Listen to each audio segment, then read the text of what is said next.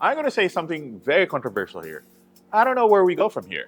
This is the OPPO Find N5. It's as thin as a normal phone, has flagship level performance, cameras that can hold their own, as well as water resistance. Seriously, how can a foldable get any better than this? I want you to just think about it. So what excites me the most about this phone is that it is no thicker than a regular smartphone. Compared to an iPhone 14 Pro or their own OPPO Find X8, it's only a hair thicker. While 8.93 millimeters might not sound incredibly thin to you, you'll forget it's a foldable once you hold and use it. I don't think the foldables can get any thinner than this, as they've hit the hard limit as far as hardware is concerned with the Type-C connector.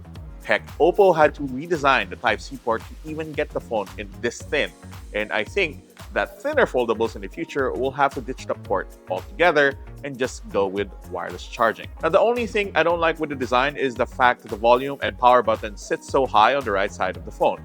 I can just barely hit them with my thumb, but the volume rocker is definitely out of reach unless I adjust my grip. Considering that I have more or less gorilla-like hands, I reckon this is going to be a bigger issue for people with smaller digits. Now, the external display is the same as a regular smartphone. It's 6.62 inches. It has all the flagship features you'd expect from a phone of this class, which includes Dolby Vision, HDR10+, 120Hz refresh rate, etc.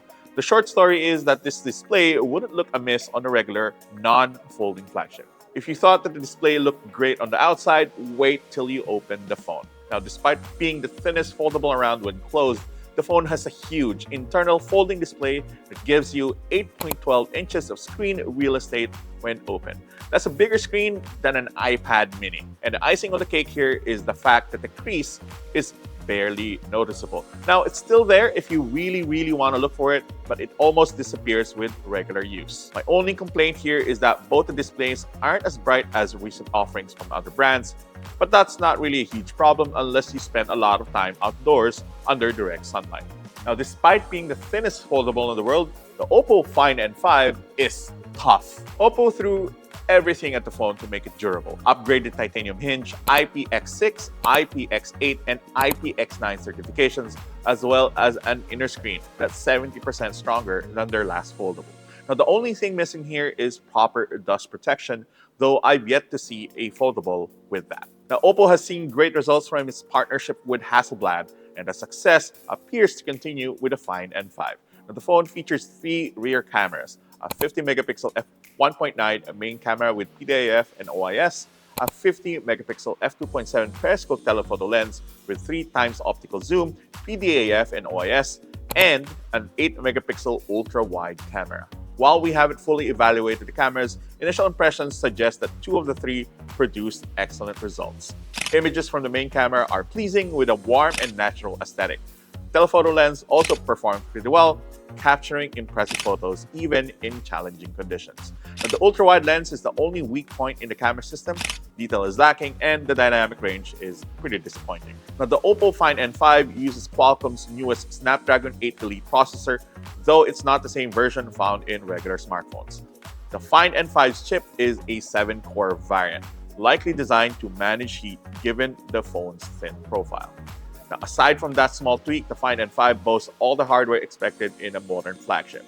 16GB of dual-channel LPDDR5 RAM and up to 1TB of UFS 4.0 storage. While benchmark scores show the Find N5's 7-core processor lagging slightly behind the regular 8-core version of the Snapdragon 8 Elite, in practical use, the missing core is virtually unnoticeable.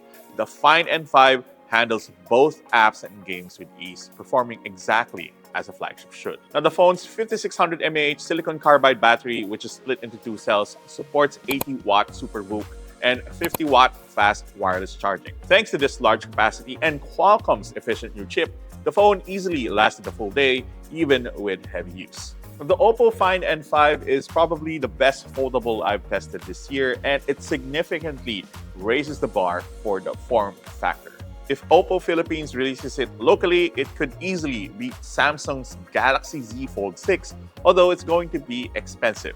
if it's sold in the country. Direct conversion of the Singaporean pricing for this phone puts the phone at around 95,000 pesos for the 512GB version. Suffice to say, you're going to be paying Samsung foldable prices for this phone, but then again, I think it's going to be worth it. Thank you very much for watching this video, guys. This has been the OPPO Find N5. We really hope it arrives in the Philippines. And that is it for me. My name is John. See you in the next video.